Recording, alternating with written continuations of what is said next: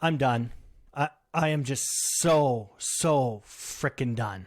If that's you too, this episode is for you. I talked to an expert about how we can recover, how we become more resilient, how we can support others around us, and how we can create a culture where it's okay to not be okay. Stay tuned. I'm Daryl Black, and if we haven't met before, I take 30 plus years in crisis leadership and a decade in project management, and I help leaders make a bigger impact. So let's get started. So I'm really excited to introduce my next guest, or more specifically, have my guest introduce himself here, because as we've been talking about over the last few weeks, few months, the back to work, what does the future of the workplace look like, particularly as we're recording this, but certainly we're coming out of a pandemic, presumably, but what we're going to be talking about will supersede and transcend a pandemic, and realizing that as leaders and leaders of leaders, there is a lot of stress and a lot of strain that is put on individuals, because not only do we have to look after ourselves, but we're also looking after a team or a team of teams. So I wanted to reach out to a friend of mine, Jeff Sych, who has a very unique background with regard to looking at mental health and mental well-being, and much like myself, a background in crisis and crisis response, but also a strong familiarity with the corporate world as well, which we'll talk about. So it's a perfect blend for this audience and this conversation. So Jeff, over to you. Just give the audience an idea of who you are and a little bit of your background. Well, I'll just start from high school. I really wanted to go into business and the business background, business background, and that was my avenue until at age 30, I went to university for the first time and decided that I really wanted to pursue my passion of becoming a psychologist. And I can say that I think that what I learned from sort of being in the business, that corporate culture, maturing, and then going into psychology probably has really aided me in helping understand, relate to people, and be practical in some of the things that we take from theory and put into practice with, I think translation sometimes is lacking, but making sure that what I do as a psychologist really translates over into sort of operational and realistic expectations.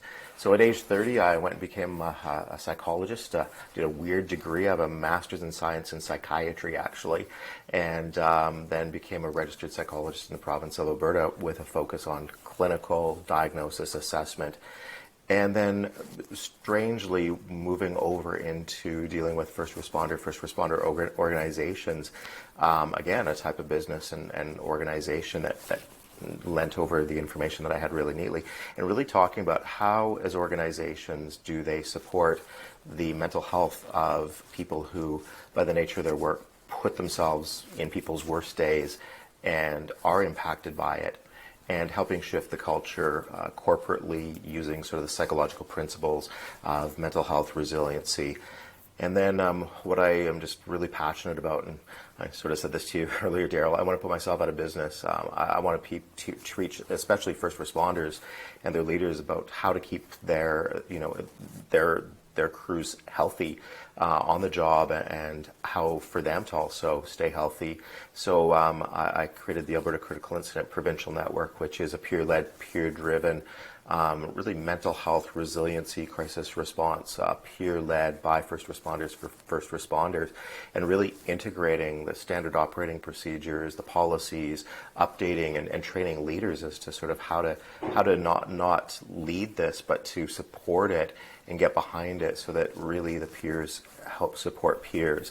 And I think that we've really seen a transformation in Alberta alone in the last several years. We've trained over 2,000 peers in frontline first responders as well as hospital-based teams. We've trained multiple leaders within those organizations as well to support the peers doing the peer support. And we have at any given time about 400 first responders, public safety personnel, willing to answer a phone call for those brothers and sisters of theirs that might be in crisis. So in a way, I would like to say that I have a not-for-profit society that is an organization that is populated by the peers are my boss. They tell me what they need from me and how to go about doing it. And during this pandemic, holy smokes, have we been really challenged in our view of the world and how we do things in this world, and how do we transition to not lose the support that people need more so in these times, in these last 2 years. Well, and so a couple things resonate there. One, you were a mature student, so you were the guy at the beginning, start at the front of the class that actually read everything that everybody else disliked. Okay, so first of all, I wanted to be clear on that. I was also the oldest person in the class too, so I had to sit close because I needed to see the board.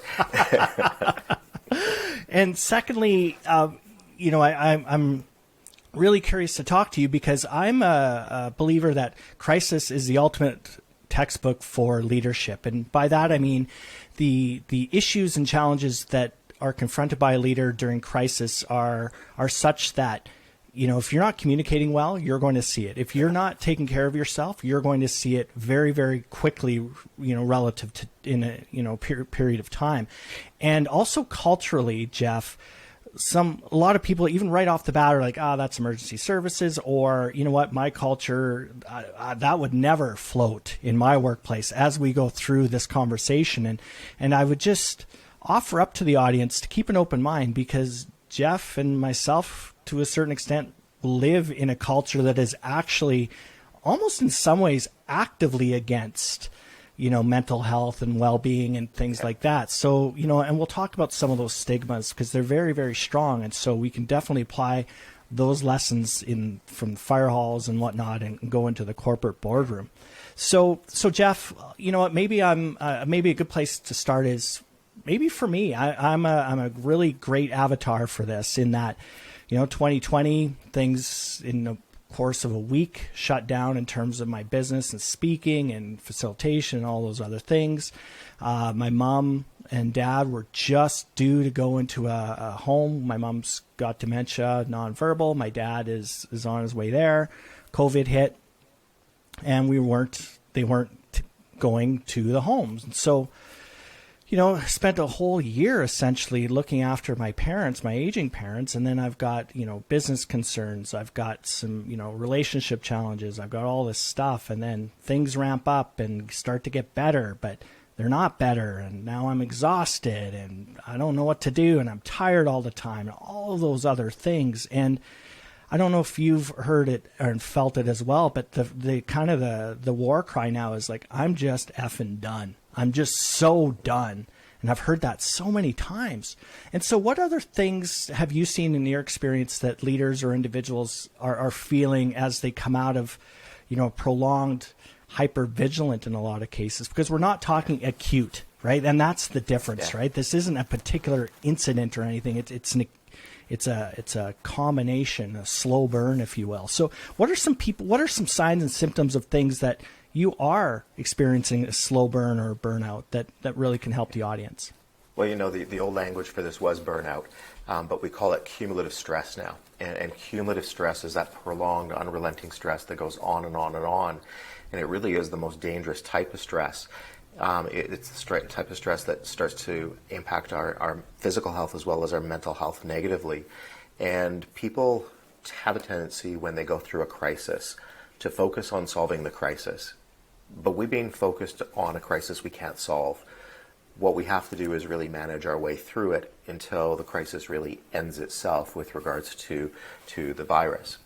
And given that, first of all, for leaders who are used to solving problems, I think that they've been presented with problems they can't solve, but they've had to react to the byproducts of it.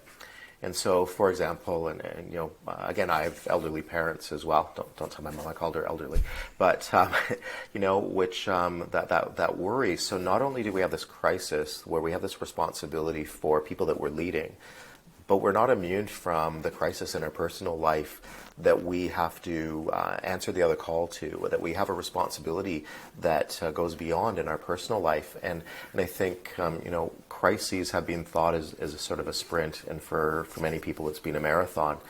And I think that the analogy that I gave somebody was this: it's like running a marathon and passing all the water tables, not picking up the glass of water to rehydrate because you don't think you have time, and literally, dying of thirst.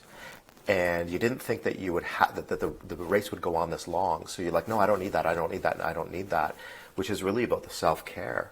The other thing about leaders is, I think leaders sometimes feel that they have to look after others, but they actually don't understand that modeling the self-care will encourage people to actually follow that, to be able to look after themselves, to be able to take that time away, to be able to recognize that, yeah, I have a life outside of this organization and responsibilities of kids and parents. And my God, now I'm teaching my kids because schools are closed and all those things. So I think that what we're really seeing is that cumulative stress, that unrelenting stress, where we're starting to see huge impacts on sleep. People either completely exhausted and can't stay awake, or they're so unable to sleep that again, it just wears and wears and wears. I think a lot of people have sort of created some unhealthy coping habits that otherwise wouldn't have developed. We're seeing statistics that say, the use of alcohol has gone up immensely. I guess the government can tell that by all the taxes they're collecting from the liquor stores on it. But, so we know that that's happening. And then we also see the number of people that are presenting with medical issues related to some of the coping strategies that we've used for the last 2 years. So we see everything from changes in some personalities. A lot of people say, my fuse isn't as long, if I even have a fuse anymore. The things that used to, just roll off my back now sort of really stick and sting. And I'm just not dealing with the people, my family or my work family, the way that I want to or used to, or that they're used to as well. I think the other thing is, usually I would say leaders have an eye on an end goal. But here we don't even know which direction the goal is, and just when we think that we're playing down the field the right way, the goal changes directions. And so this whole uncertainty has just really, really caused people to, I would say, be in this cumulative stress, unrelenting crisis. And then I think the final thing is that for a lot of individuals, the changes in isolation and quarantine and in how we communicate, the reliance on Zoom, Teams, all these different social media, it really has disconnected people. The time that we need to support each other most, I guess the advancement of technology has allowed us to continue doing what we're doing, but it actually has done us a disservice in that it has really disconnected people coming together and being in proximity to actually receive and offer support. And I know that many people are just saying, I can't wait till the day I can give a hug or get a hug or feel a touch or hold a hand or handshake. And I'm up in Fort McMurray doing a bunch of training right now, and you walk into a room to greet people and you're like, what are we doing today with regards to, are we supposed to get this close together, or are we supposed to, bump arms or whatever? So I think that, we are creatures where routine gives us safety, and our routines are being completely disrupted. And just as we get them set, our routines are disrupted again, which means that our body and brain never perceives a sense of safety. So we're always in survival mode. And I think that's really the biggest impact that I'm seeing. Man, you know what? Any one of those things you talked about, we could unpack for an hour or days for that matter. And I think a big part of it is, one, the unknown biologically is something that stresses us out. Like, that's just kind of how we're wired. We have a negativity bias. We have a need for a locus of control, which gives us a sense, whether it be real control or not, that's up for debate, but at least trying to do something about it. If we're feeling stressed, we can do problem-focused strategy, those sorts of things. And the other thing too, I think, Jeff, is that you hit on it in that, speaking for myself, and I'm curious to hear your thoughts, you could compartmentalize work and home. You know what? That's an office problem. And, to a certain extent, I try not to bring it home and all that other stuff. And yeah, that works as a strategy a little bit. But, as both of those cups fill up, trying that cross-contamination is bound to happen. And we're seeing this merging of work and all of those other things. And so I'm curious, even things like memory, so many people are like, man, I can't remember a freaking thing anymore, and I know for me, my mom's got dementia, for crying out loud. So red flag. So a lot of working memory is being used up by this constant vigilance and things like that. And so I'm curious, Jeff, we know that something's not right. So if I know something is not right, what are some first steps that we can take to recover? Or let's assume that we know that, things aren't 100%. So we've kind of got that awareness phase and stage done. Yeah. What's something that we can do first step or a couple steps for ourselves personally? Because, we can't fill other people's cups up if ours is empty, kind of thing. So where do we start? Well, I sort of use the lifeguard analogy. You don't jump into the water to save somebody who's going to drown you. So it really sort of says, and I'll go back to, a resilient leader is a leader that leads from example, and the self-care example will allow the people underneath you to also care for themselves. So what does that look like? Well, sometimes it's just really basic. Turn off your electronic devices for a period of time. Disconnect. During that disconnection, focus on something that doesn't draw energy away from you, but actually sort of replenishes that energy. I think that maybe another factor, at least where I live and where you live, it's been a brutally cold winter where just getting out and going for those walks and now the ice on the roads and the streets have really sort of blocked some of the basic things that we could do.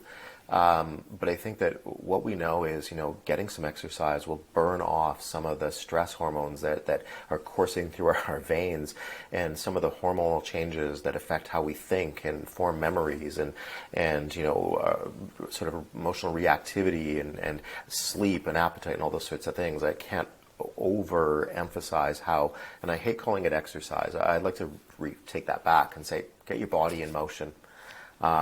Just do something about get your body in motion. And we know that if you do that for, 20 to 25 minutes a day, just, don't increase your cardiovascular, don't put more strain on it, but just get your body in motion.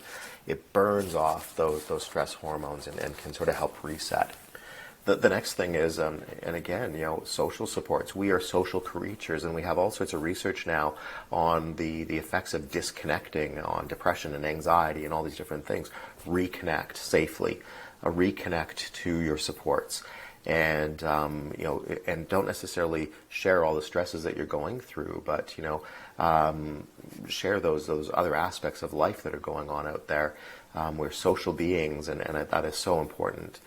The other part is, when we're going through stressful times, and I sort of say I've got my COVID-19, but now it's been 2 years, so I figure like I'm 19 times 2 for my weight gain. It's those salty, carby, fatty, sugary foods that when we're stressed, we want quick energy to get us along. But what we don't realize is that we're actually sort of defeating ourselves. So I like to sort of say, eat garbage, you're going to feel like garbage. If you give your body what it needs, nutritional aspects and vitamin-rich foods, that your body can use that to repair some of the damage that the stress is doing, the cumulative stress is doing. Don't underestimate the power of water, by the way. Stress is immensely dehydrating, so rehydrate. It helps flush out those stress hormones. And you said something earlier, and you sounded like a psychologist, the negative brain bias.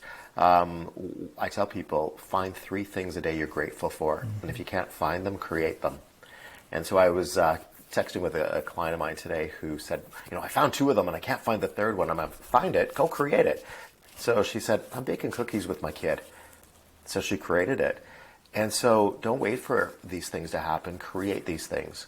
Give yourself those opportunities to cope with the stress and find the things you're grateful for and find those opportunities to find some joy. And it's like the saying of, find the silver lining in the gray cloud. It's there. Sometimes we just have to be willing to look for it. Those are some of the basics. And it's important, too, because a lot of times people are like, an attitude of gratitude and woo-woo and get out in nature and all that. And they're like, ain't got no time for that, or that's like some spiritual mumbo jumbo. But yeah. I think and sleep, right? Sleep is for the weak.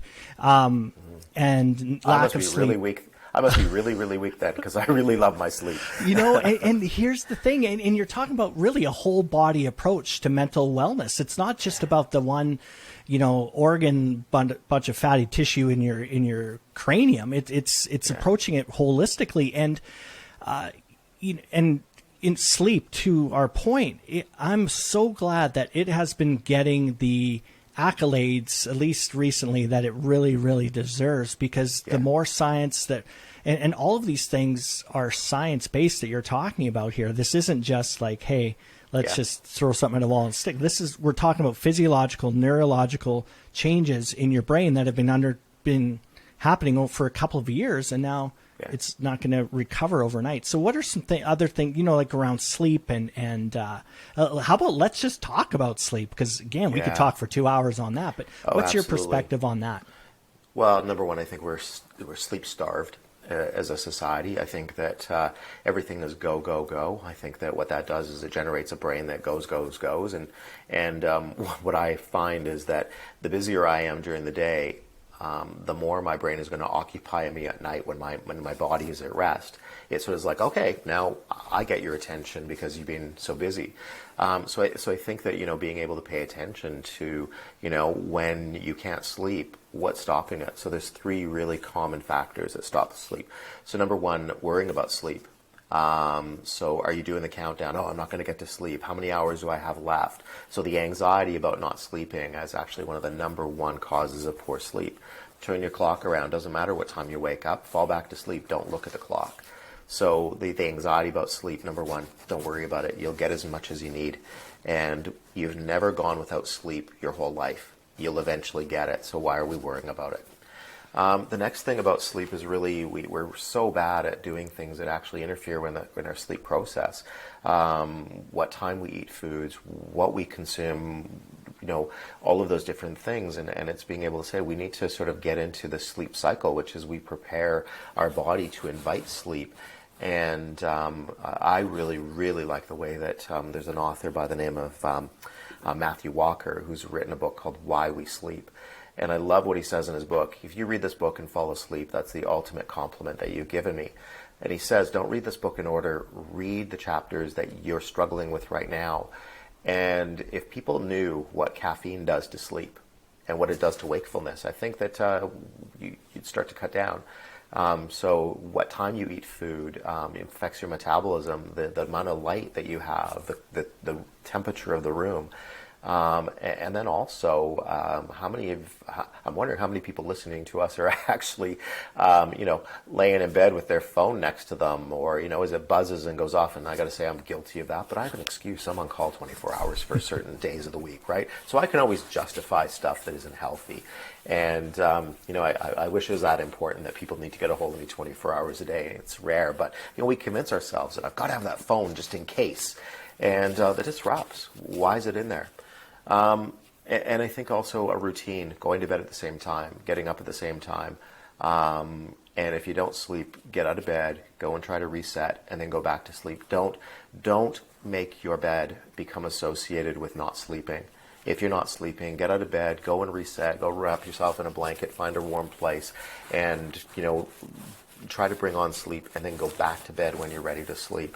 We really want to condition ourselves to think of the bed and bedroom as sort of being the place to go to sleep.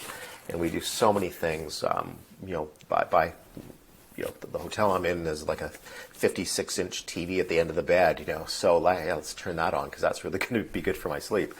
So I think that it's just making some proper choices. And if your sleep, if you're not getting a solid, good 7-8 hours of sleep, you got to ask yourself what you're doing to contribute to that, because that's what you have the power over, and you'll start to see changes in time to the amount of sleep. And the other part about sleep, and maybe my pet peeve, is we're just too quick to default to taking a pill. And I think people are confusing getting rest with getting restorative sleep. The type of sleep that you really want to get is the type that helps your body rebuild from the wear and tear and the damage that's been exerted on it that previous day, from the time you woke up to the time that you're going to bed. And if we understood the difference between resting and restorative sleep, I think, and you started to sort of see, the impact on our health, on aging, and all those different things, I think we'd all really strive to get a lot more restorative sleep. We'll live longer. We'll be happier. We won't age as quickly. So there's so many principles, and if you really want to find what I think is, a really good, easy read and really impactful is, I can't think of any book better right now than Matthew Walker, Why We Sleep. Okay, that's great. We'll put a link in the description for this. And I don't want to lose sight of the fact that at least for me, I always thought of sleep as a way to physically rest and restore. But I think now we're seeing, that's a big part of it. But in this context in particular, it's a way for, the brain actually flushes toxins during the evening. It consolidates memories that you talked about there, and it solves problems as well. And it's actually a critical part. And I have an Aura ring. So it's my middle finger, so I'll be very sensitive to just showing that. But, there's different schools of thought on the accuracy, but at the very least, it just raises the awareness around, there are some things that you can be doing. And that leads me to another challenge as well, Jeff, in that, as you're going through the list of items, it can be overwhelming for people. So I'd also like to implore folks you don't have to be Tony Robbins in a week. You just I would suggest, and I'm curious to hear your thoughts as a professional. I'm just, I don't even play one on TV, but just pick one small thing a week or every 2 weeks or whatever it looks like, and just start that incremental taking control of your life back. And is that something that you would also recommend, Jeff? Absolutely. I see people that sort of say, I made a list of all the things that I need to do to get healthy again, and I got overwhelmed by the list. And, took a nap, whatever, or ate a donut or whatever it was. And I'm like, hold on, what do you mean you're making a list?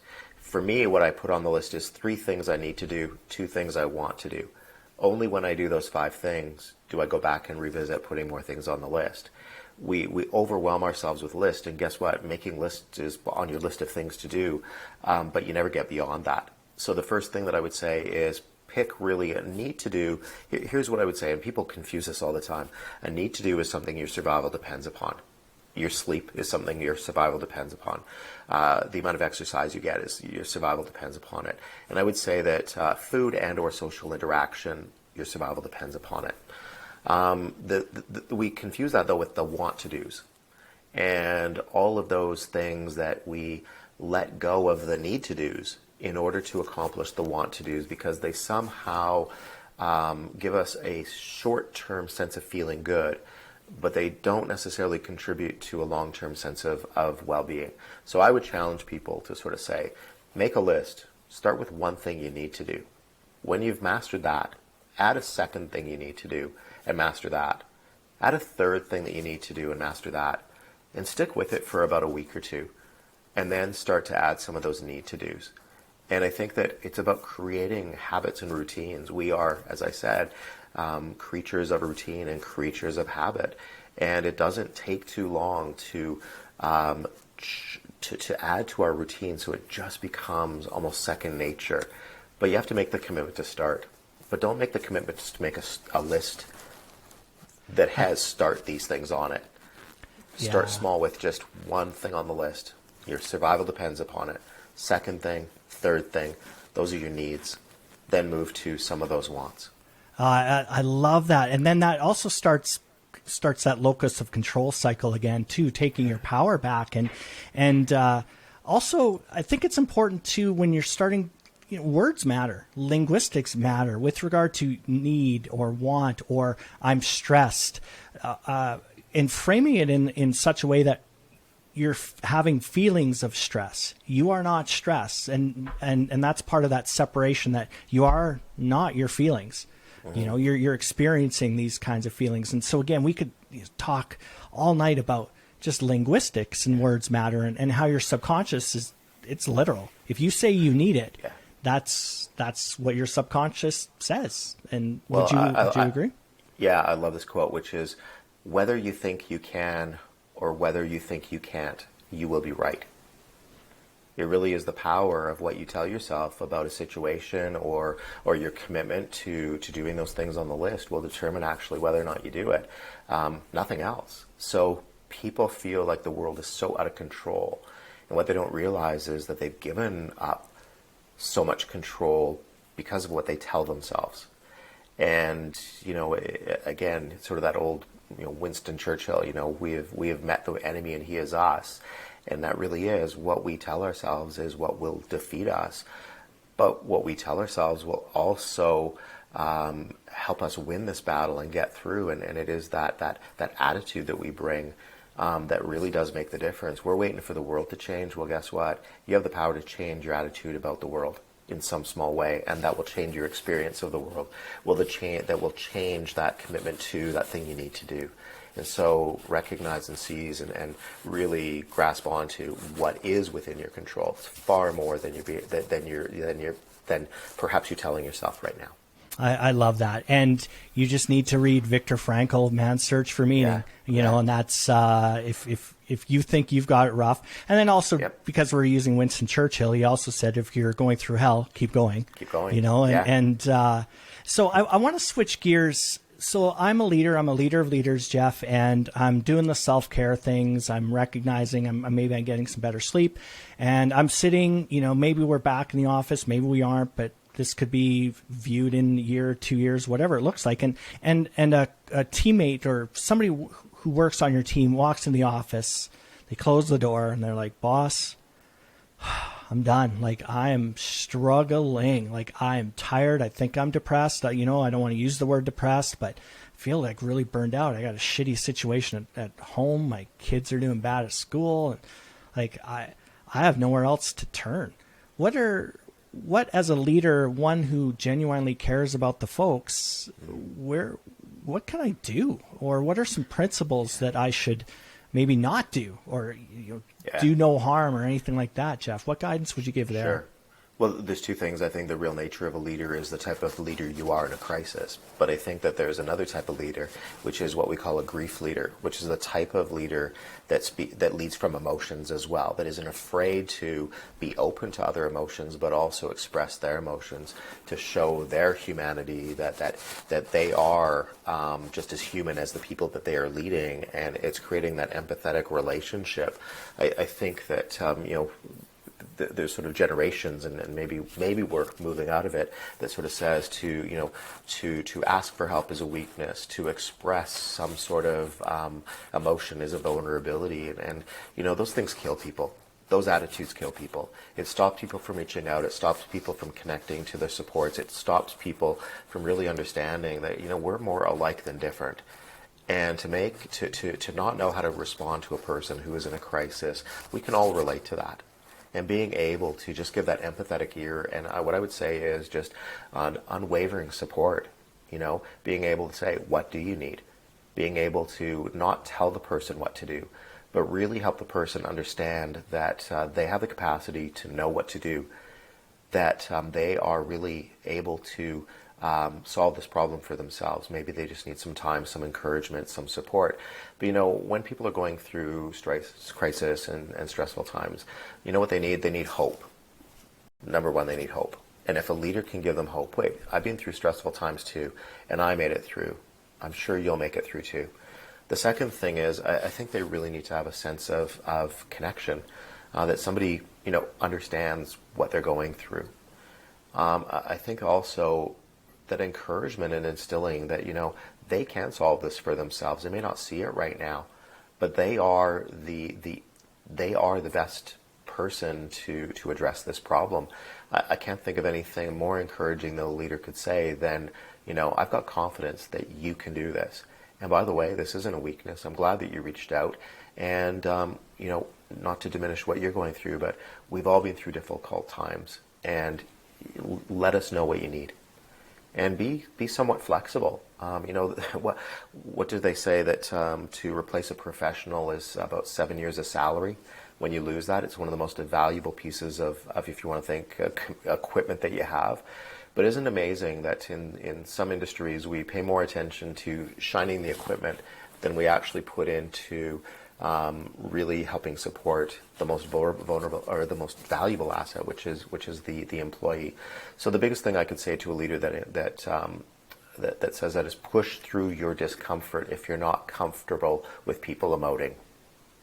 Second of all, model from an example. Make it people feel safe, that they can come to you without judgment, and then encourage them to find the way to work through this and be there to support. Those are the words of encouragement. From a selfish perspective as well, for leaders, if you want to create a connection with a teammate or an employee that lasts for life, you help them through those difficult times. And speaking of vulnerability, mid-20s, had a stillborn birth and, it happened very rapidly and all these other things. Mid-20s, absolutely zero awareness of how to handle the complexities of, and I remember, luckily my brain shut down for most of it. I just remember certain pockets over that, those periods of time there. But, I remember thinking to myself, picking out, a casket and thinking, you know what, that's fucked up. Like, there's no way I should be doing this right now. Here's my point. I was working full time, and my boss, Jan Pedler, this was, over 20 years ago. She sent me flowers and she said, take off as much time as you need. And she said, just so you know, this is what you're entitled to, but don't worry. If we need to get you more time, we'll go right to the effing CEO. I don't want to hear anything more about it. That's 20 some years ago, Jeff. And I remember that distinctly. Yeah. And I will go through the wall with her, if she ever asked me to. And so it's a real opportunity, to create a connection and a bond and to really tell people that and demonstrate that you care and not to minimize it as well. Right. That's the other thing. You know what? It's okay. Just get some good sleep. Get some sleep. I heard Jeff and Daryl talk about it. Get an Aura ring and read that book, and you should be good there. So, or take some time off because you're making me uncomfortable. Yes. You go deal with that. Go deal with that over there. Don't come into the office type thing because the leader's uncomfortable. There's two types of leaders. There's leaders that focus on the task, and there's there's leaders that focus on relationships. And I think that what you're saying is the leaders that focus on relationships are the one that you remember. And as you were talking about that, I remember when I was sort of in the sort of like corporate before I became a psychologist, and somebody that I worked with that I didn't know very well sort of reached out and said, hey, you're not yourself. What's going on? And I was going through a difficult time. And she took me aside and said, here, I'm going to give you the number of somebody. I want you to phone them. And I want you to promise me that you'll phone them. And you can share with me afterwards what you did, but tell you what, I went and saw this person. I was going through a difficult time. This person saved my life. And I just recognize in you that maybe you need somebody to talk to. Amazingly, that person connected me to somebody who became my mentor in psychology and sort of coached and guided me through. And that's where I sort of got that taste for, okay, wait a second, there's somebody within a business that recognized something because they went through. I don't know that I would have ever made the call. I don't know that I didn't even reach out for help. But the fact that somebody just recognized that I wasn't myself, cared enough to pull me aside, and cared enough to say, I don't need to know what you're going through, but just to know we've all been through stuff, and here's what I found helpful. And if this doesn't work, come back and we'll find something else. And I still remember who that is. And, just amazingly that, that degree of compassion. But that is a relationship leader right there. She could have said, I haven't got time for this. We've got tasks to do, whatever else. But no, there wasn't anything more important than sort of the people that worked for her. And I think it brings up another point too, as leaders, task versus relationship. Your responsibility morally and professionally is to be looking out for people and paying attention. Not just are they getting the deliverables done on time, but is there something else that's happening during meetings and whatnot? Because I would submit that individual, if she wasn't paying attention, if she didn't care, if she didn't value you, she never would have taken the time to even notice, and also taken the time to reach out. And I think that as leaders, again, this is a people business. No matter if you're building widgets, you're responding to disasters, or it's ultimately a relationship human business. And one other point, and then we'll move on, Jeff, too. I was in the Yukon for floods response, and we even talked about it as a group. Everyone's struggling.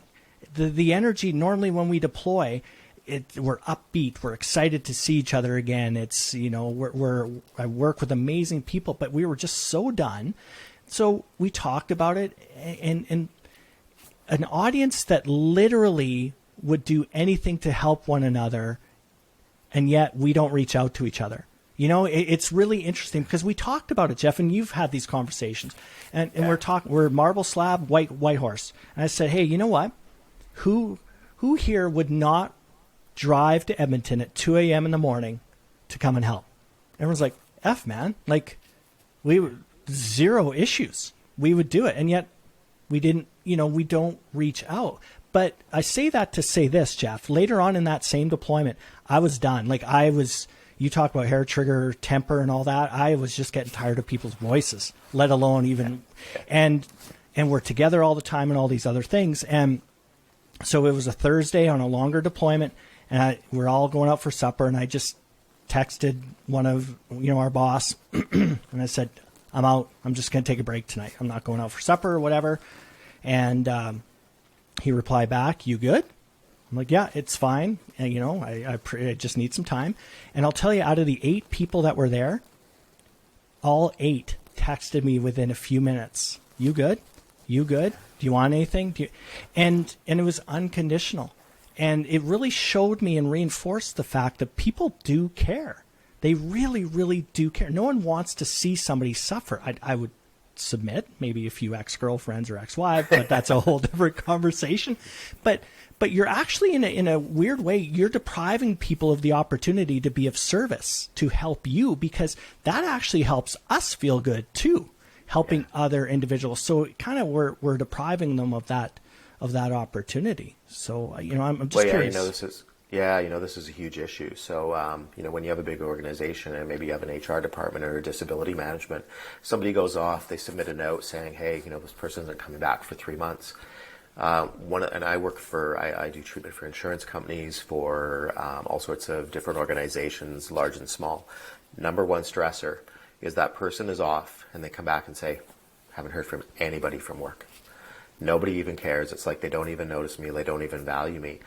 And then when I go to the organization and say, "Hey, why didn't you reach out?" "Oh, well, we thought that would be harassment. We thought that we weren't allowed to." And I'm like, where did you get that from?" "Well, that's our policy." And I'm like, "Show it to me." Well, that's being our policy. And the relationship doesn't just stop or start when the person's in the office. If that relationship is important to you, it means that relationship is when the person is there or not there. And a leader, a relationship leader, should make it part of their routine to check in on people who aren't there for whatever reason. Not to say, "Why aren't you here?" but to say, "Hey, thinking of you, what do you need?" And there's amazing ways that you can do it through e-cards or flowers or whatever it is. There's a way to be non-intrusive about it, especially in this day and age of communication.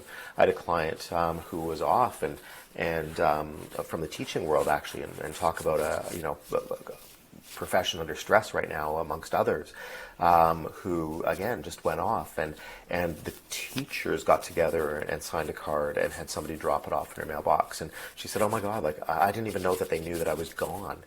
Because everybody's coping with it, and that meant so much. And that was a leader that sort of said, "Hey, we're going to do this because we know this person is really struggling." And as for you, you will never forget that was done for you, that recognized you. So what I would recommend is, this whole idea of, connection is such an important part of our physical and mental health. We're creatures that need to be touched and nurtured and be around. I mean, we really are social animals. Why is it that when somebody isn't well, that we sort of isolate them and put them off and say that we can't talk to them for some ridiculous reason? No, that's when we should be talking to them. And I just don't know why that doesn't happen. There's no good excuse yet, despite the fact that when I ask, I'm given 100 excuses, none of them valid from either a legislative, legal, medical, or social reason. I absolutely love that. And part of it too is the awkwardness around it. You talked about it a bit earlier. Like if I don't look, then I don't have to, deal with this train wreck of an issue. And, but I think it also speaks to the responsibility of leaders to know what those supports are organizationally as well. It's not good enough to say, "Yeah, I think we have an EFAP program." I don't know if we do or not. But and it may not be good enough just to have an EFAP program. True story. Yep, true story. Yeah, man, I love that. And so, just in the interest of time, Jeff, I think, man, I wish we could go on, for 6 hours and so on and so forth. But I think, you've been talking a lot about what does right look like in terms of leaders. And so, we've talked about how we can support an individual. How do we create a culture amongst our team? It's one thing to be dealing with the episodes that are, popping up once in a while here and dealing with that. But in this day and age, what could I do? I have 30 people, 50 people that are working for me, and I can't interact with each and every one of them. I can't have each of them coming into the office and sitting on my couch or whatever. What would you say in terms of guidance to create a culture of support and where it's okay not to be okay?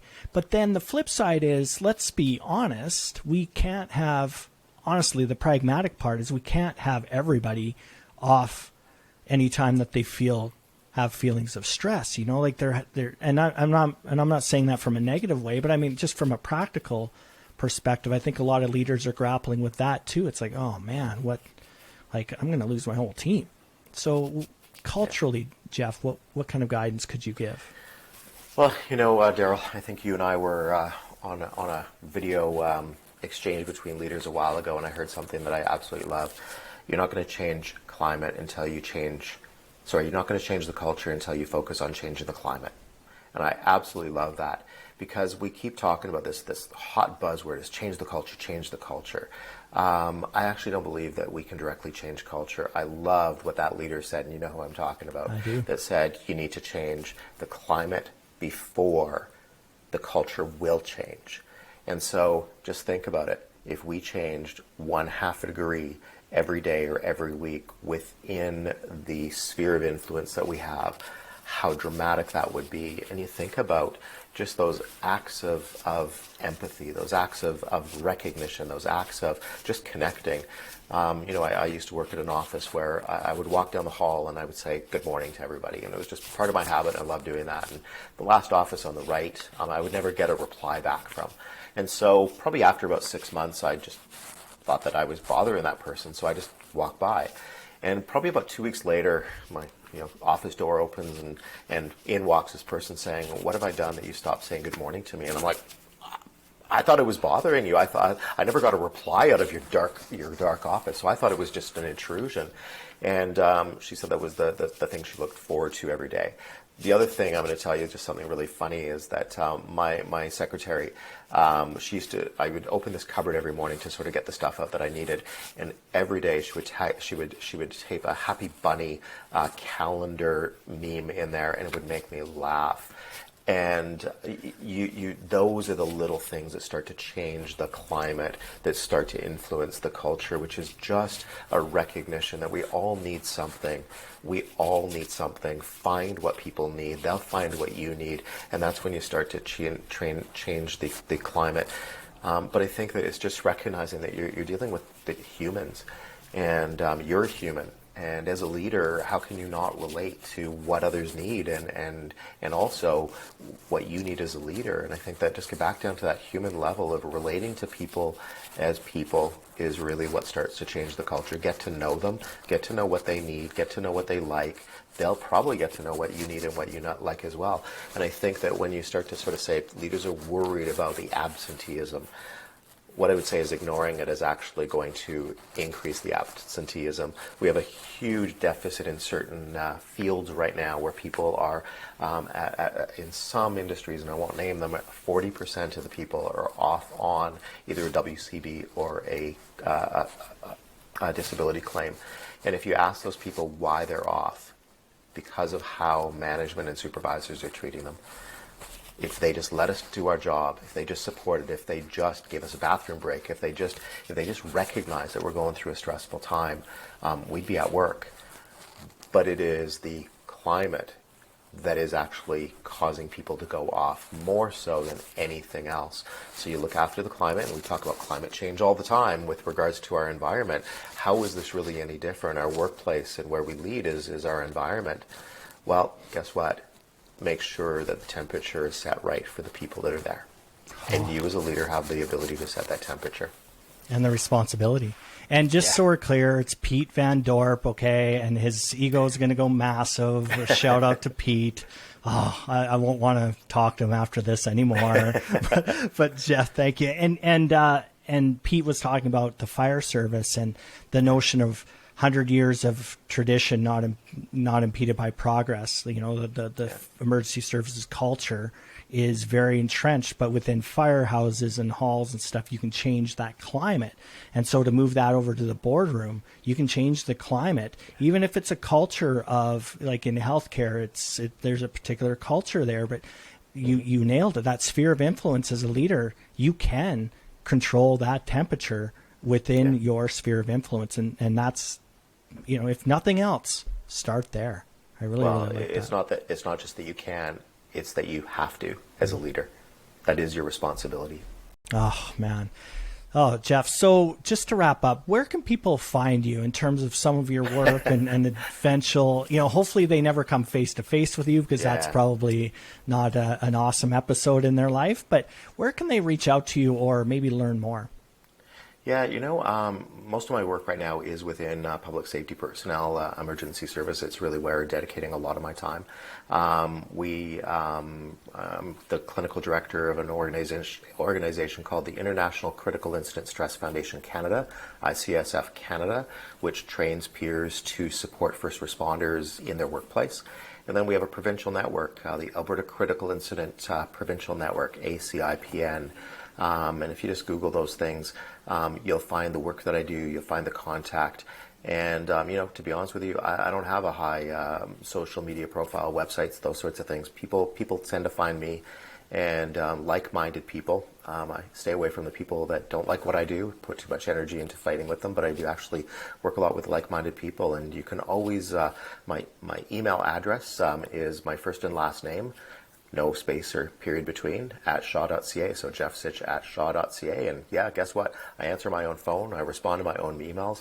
I respond to the people that do this important work. I'll pick up my phone at 3 o'clock in the morning, and people, especially their first responders, can't believe that they're actually getting me on the phone and that I care enough to pick up the phone at 3 o'clock. And, emergency services is 24/7, 365.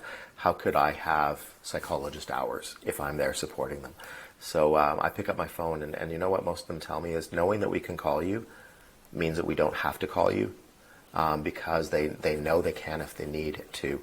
And as a leader, just being available has taught me so much that people respect that, and they will work harder to not need to reach out. But when they do, boy, do they need you. But don't underestimate how being available to those around you that you lead really does impact the climate and the culture. And I would be remiss, and I mean this sincerely, as a helper, thank you for helping the helpers. And even when helpers don't think they need the help.